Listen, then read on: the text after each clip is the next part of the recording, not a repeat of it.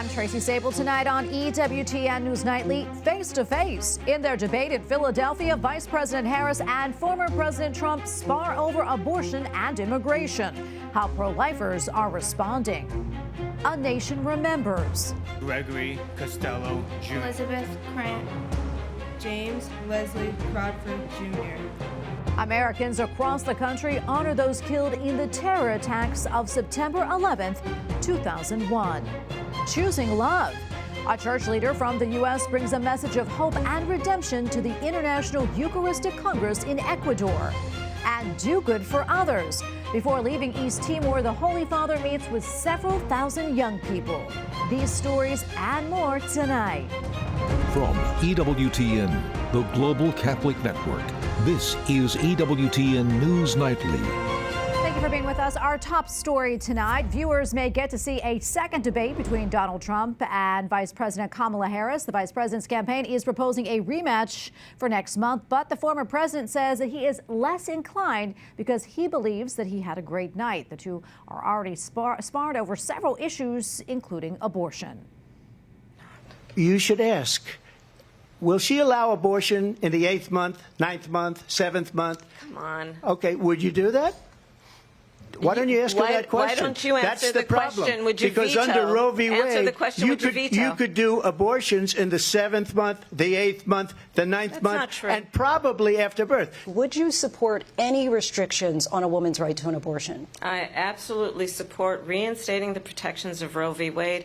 And as you rightly mentioned, nowhere in America is a woman carrying a pregnancy to term and asking for an abortion. That is not happening. It's insulting to the women of America. And understand what has been happening. Pro-life groups accuse Harris of dodging the question about late-term abortions. And we turn now to Marilyn Musgrave, Vice President for Government Affairs at the Susan B. Anthony Pro-Life America Group. Marilyn, great to be with you. Let's start off with that exchange that we just heard from last night's debate. Your thoughts on that, and do you think the Vice President skirted the question about putting restrictions on abortion?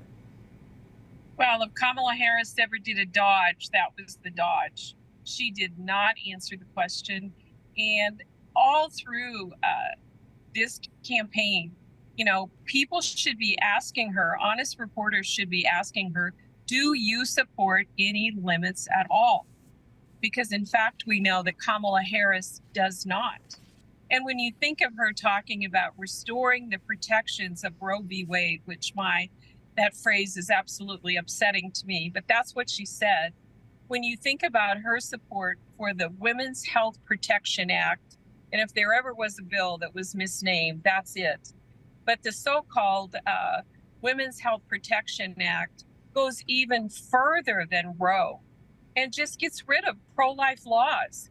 You know, the states that have worked hard to protect babies, those laws would be overridden by what Kamala Harris wants to do at the federal level, abortion on demand for any reason at any time during the pregnancy. And Donald Trump was really right to push her. You know, what about abortion? 7th month, 8th month? And when Kamala Harris talks about, you know, there's no place where babies are born and then the woman wants an abortion. Well, as a matter of fact, over 30 states have laws that protect an infant that survives a failed abortion, but the other states do not. And Kamala Harris needs to be aware that, you know, we know that 270 babies have survived failed abortions, and the Abortion Survivors Network has been in contact with over 700 women whose children, whose babies have survived failed abortions. So this does take place in our country. Yeah, and former President Trump, Marilyn, was pressed on a few things, too. Was asked why voters should trust him on the issue of abortion, in part because of his reversing course on Florida's 6-week abortion ban. He didn't really seem to answer that question directly either. That said, do you think the former president's seemingly, you know, back and forth on that issue in Florida, should that give pro-lifers pause? Well, we certainly want former President Trump, who was very pro-life during his term, to stand up for babies now. And when we look at his comments, we do see that he backed away from saying how he would vote on that terrible ballot initiative in Florida. And it was disappointing when President Trump said he didn't support the 6-week ban, because we applaud state legislatures and governors that are taking action to protect babies, unborn babies in their states. Well, Marilyn, we have to leave it right there. Thank you so much for weighing in. We really appreciate it. God bless. Thank you. God bless you. The presidential debate also covered hot topics like foreign wars, immigration, and the economy. And according to a recent EWTN Real Clear Opinion research poll, the economy is the top issue for Catholic voters nationwide. They had the highest inflation perhaps in the history of our country, because I've never seen a worse period of time. People can't go out and buy cereal or bacon or eggs or anything else. The people of our country are absolutely dying with what they've done. They've destroyed the economy. My opponent, on the other hand, his plan is to do what he has done before, which is to provide a tax cut for billionaires and big corporations, which will result in $5 trillion to America's deficit. A CNN poll shows voters trust Harris on issues like abortion and democracy, and trust Trump on immigration and the economy. And for analysis on this, we turn to Matthew Continetti. He is a senior fellow at the American Enterprise Institute. Matthew, great to have you back on. So first off, your takeaway from last night's debate, especially on the issue of the economy. Who do you think came out on top there? Well, I think on the issue of the economy, Donald Trump came out on top. You know, Kamala Harris refused to answer the questions posed to her by the moderators who were on her side. And the first question in that debate was posed to Kamala Harris. And the question was, do you believe that Americans are better off today than they were 4 years ago? She dodged the question. She never said whether she believed that to be the case. Instead, she went back to her plans for entrepreneurs and for housing. Contrast that with Trump, who has a strong economic message, who talks about how he had a tight labor market with no inflation during his first 3 years in office. And I think that answer in particular will resonate with voters in an area, the economy, where Trump already has an advantage. Matthew, what about policy in general? I mean, do you think that either of the candidates articulated their stance well enough to voters? Well, I think the real question going into last night's debate was, would Kamala Harris be able to reassure voters that she has the skills and capacity to be the president of the United States? And I think coming away from that debate, we still don't have a clear answer. The fact is, Trump dominated the debate. He tends to dominate any stage he appears on. And he was baited into diverting from his main message on the economy, immigration, and war into kind of personal matters such as, you know, the crowd size or how big an inheritance he received from his father or what he was up to on the day of January 6, 2021. I think those were distractions from Trump's main message. And so Trump couldn't land the knockout punch against Harris. But I also think that Harris did not really fill in the blanks for a lot of undecided voters who are still unsure about her and who still fear that she's just too far left to be the president of the United States. Matthew, we had mentioned the vice president is polling better on things like abortion and democracy, while former President Trump is better on the economy and immigration. What issues matter the most to voters, do you think? I mean, is there one thing that could be a make or break in this election? Oh, well, I think without a doubt, the most important issue in this election is the economy. There's an old saying in politics, when the economy is the issue, it's the only issue. And we just had new numbers out from the Census Bureau the other day, which showed that Americans still are not as rich as they were headed into the COVID-19 pandemic in the final year of Donald Trump's presidency. So that's a pay cut for every American under the Biden presidency. And so that's going to hurt Kamala Harris. You know, she pretends that she is different from Biden. And while it's true that they, yes, are different people, the fact is, if you listen to her closely last night at the debate, there is no difference in tone or policy between her and the incumbent unpopular president of the United States. Matthew, almost out of time here, but what was your big takeaway from all of this? My takeaway is that this is a toss-up election, and it's going to go down to the wire. And you would think that would favor the outsider, Donald Trump, but Harris still could make a play for those undecided voters to say, you know what, let's have an end to the Trump era. I don't know if she'll be able to close the deal, but she still has a chance after last night. Matthew, thank you so much for weighing in. We really appreciate it. Thank you. All right, on Capitol Hill, lawmakers were eager to react to last night's debate, many waiting to see how the performances of Vice President Harris and former President Trump could affect their races. Capitol Hill correspondent Eric Rosales has more on that. Eric. Good evening, Tracy. Reaction to the debate broke along party lines, as we might expect. I did speak with a number of lawmakers to get their thoughts. Now, Republicans agreed with critics that at times it felt like President Trump was debating not only the vice president, but also the two ABC commentators.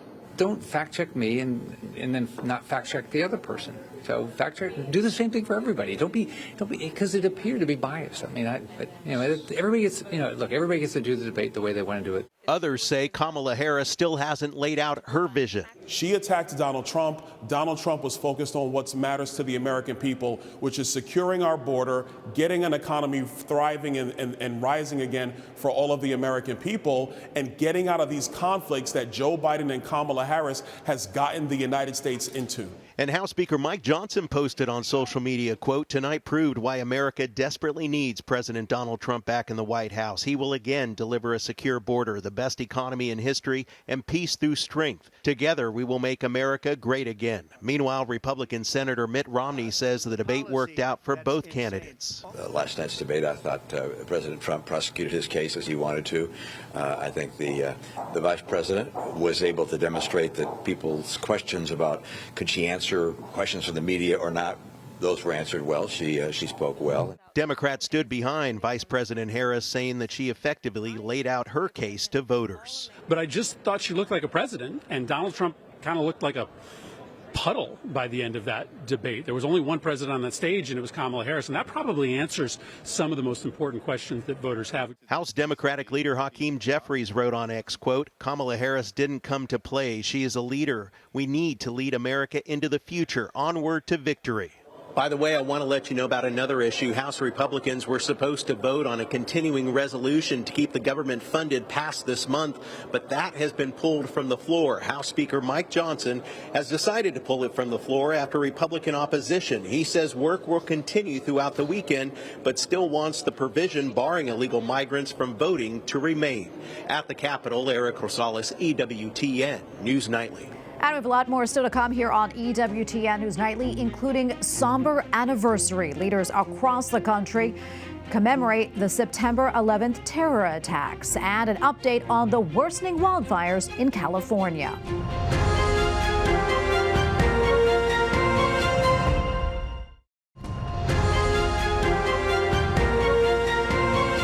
Welcome back. 23 years ago today, on September 11th, 2001, terrorists killed thousands of people when they hijacked 4 airplanes, flying them into the World Trade Center, the Pentagon, and a rural field in Pennsylvania. Today, all those lives lost were remembered, including at Ground Zero, where President Joe Biden and former President Donald Trump gathered, along with Vice President Kamala Harris and Trump's running mate, Senator J.D. Vance. White House correspondent Owen Jensen reports. Owen. Tracy, it's been nearly a quarter century now since that terrible day, 9/11, and here in the middle of a bitter presidential campaign, the two nominees putting their political attacks to the side for a moment, at least here on this day of remembrance. With President Joe Biden standing near them, former President Donald Trump and Vice President Kamala Harris at Ground Zero, shaking hands, the anniversary ceremony at the World Trade Center bringing the presidential nominees face to face. Just hours earlier, their first ever debate Tuesday night, confrontational and contentious at times.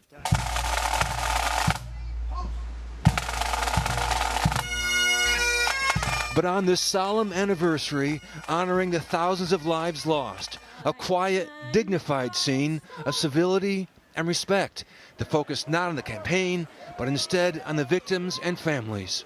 Whose broad stripes and bright stars through the perilous fight.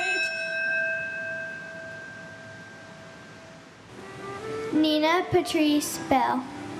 Debbie S. Bellows. Stephen Elliott Belson. Trump and his running mate J.D. Vance moved on from the World Trade Center ceremony to visit a New York City firehouse, where he met with firefighters and took photos. Trump also visited the Flight 93 National Memorial near rural Shanksville, Pennsylvania, where one of the planes crashed after crew members and passengers fought back. President Biden and Vice President Harris visited there as well, laying a wreath at the memorial. And at the Pentagon, also struck by a plane, a ceremonial wreath laying there as well. Defense Secretary Lloyd Austin said the damage to the building has been repaired. But we cannot repair the damage to your hearts.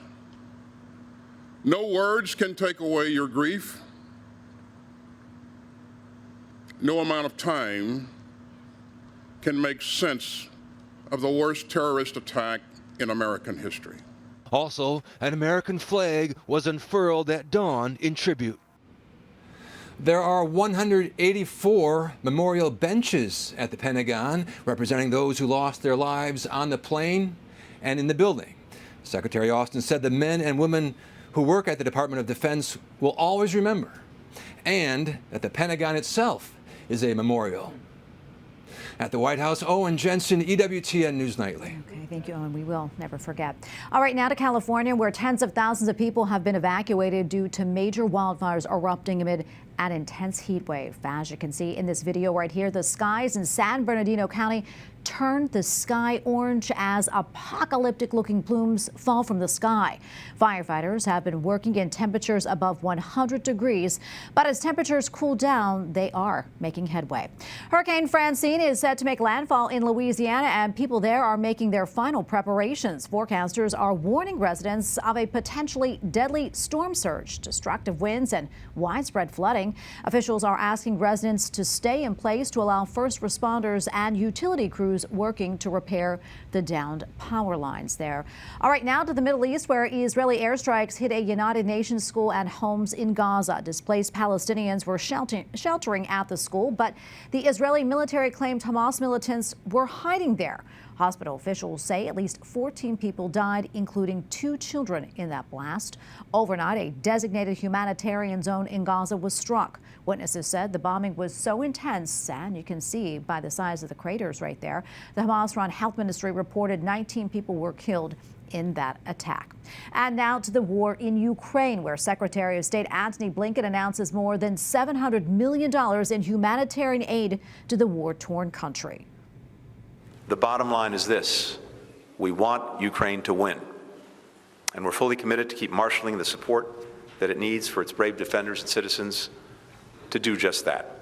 During a joint visit to Ukraine alongside the British Foreign Secretary, the two leaders stressed their commitment to Ukraine. This comes as relations between Ukraine and its Western partners are growing strained by repeated appeals for Kyiv to use long-range missiles into Russia. The Secretary of State says that he will, quote, take that discussion back to Washington.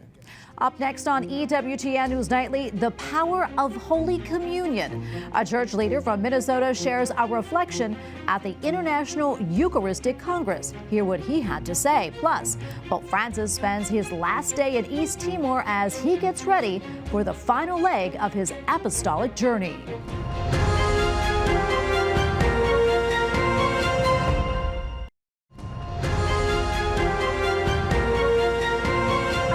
Eucharistic Congress in Quito today featured a church leader from Minnesota. Bishop Andrew Cousins was among the leaders of the National Eucharistic Congress over the summer here in the United States. Today, he delivered a message about the power of receiving Holy Communion. How are we to establish true fraternity that saves the world? It's through this surrender of myself. This is what brings about true fraternity. True fraternity happens through forgiveness, through self-offering, through the laying down of my life for the sake of my brothers or sisters. And this is what the Eucharist wants to teach us and allow us to understand, so that we can invite the world to taste and experience His glory here. Bishop Cousins also discussed the redemptive power of suffering, saying through the Eucharist, our pain and trouble can have value. And joining us now from Quito, Ecuador, is Dr. Matthew Bunson, Vice President and Editorial Director of EWTN News. Matthew, great to be with you as always. So can you tell us more about what Bishop Andrew Cousins said and also the topics that he focused on? Yes, well, in a Eucharistic Congress, the 53rd International Eucharistic Congress that has had some fairly impressive speakers so far, Bishop Cousins' presentation stands out in particular.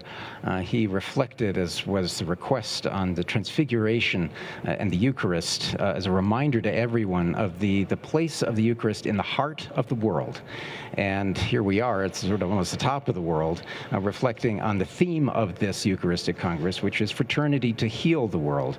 And one of the points that one can take away from his brilliant presentation is that the Eucharist really does impel us toward reconciliation, toward that fraternity, and that we have to go out and to bring about reconciliation and that fraternity, and that the Eucharist is, aside from that being the heart of the world, the source for us as Christians, as people who want to love and who to bring that love to the rest of the world.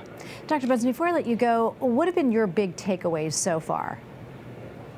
Well, I think that the biggest takeaway is that we have heard over the last few days in various themes the many problems facing the world.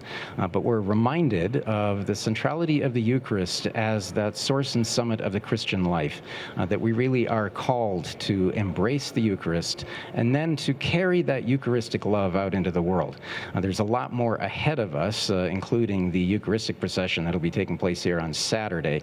But it's clear that the organizers understood that they could not come into a Eucharistic Congress like this without a very keen awareness of the many problems facing the world today, and how the Eucharist, how our Lord, is a solution to all of them. Oh, Dr. Matthew Bunson joining us from Quito, Ecuador. We appreciate it. God bless. And finally tonight, it has been an intense past 48 hours for Pope Francis. He wraps up his time in East Timor, one of the most Catholic and youngest countries in the world. The Holy Father then left for Singapore, the final stop on his 12-day journey. EWTN Vatican journalist Benedict Sidegren has more. Pope Francis is nearing the end of his apostolic journey. The Holy Father concluded his 3-day visit to the tiny Southeast Asian nation of East Timor this morning by meeting with young people who make up over 60% of the population. Hundreds of them were eagerly waving Vatican flags as they welcomed the Pope at the Congress Center, where a group performed a traditional dance for him. Before delivering his speech, Pope Francis heard testimonies from 4 youths. He then praised them for their enthusiasm in living the faith and urged them to recall the sacrifices of their forefathers. But don't forget one thing. You are the heirs of those who preceded you, founding this nation. And so never forget, never lose your memory. The memory of those who made so many sacrifices to found this nation. Pope Francis recalled the country's battle for independence, which was achieved in 2002, and spoke to those in the crowd about the value of freedom and fraternity. You, in this smiling country, have a marvelous history of heroism, of faith, of martyrdom, and above all, of faith and reconciliation. After the meeting, the Holy Father boarded the papal flight to the 4th and final leg of his journey, the multi-religious and multicultural city-state of Singapore.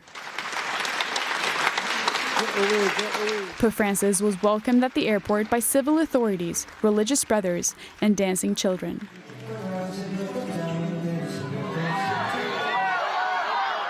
As in every country, the Pope was also greeted by cheering crowds along the streets. Later in the evening, the Holy Father held his customary encounter with his brother Jesuits at the St. Francis Xavier Retreat Center, where he will be hosted for the duration of his stay. In Rome, Benedict Sidegren, EWTN News Nightly. And we thank you for watching tonight. Remember, you can follow us on social media, Facebook, X, and Instagram at EWTN News Nightly. I'm Tracy Sabol. Good night and God bless.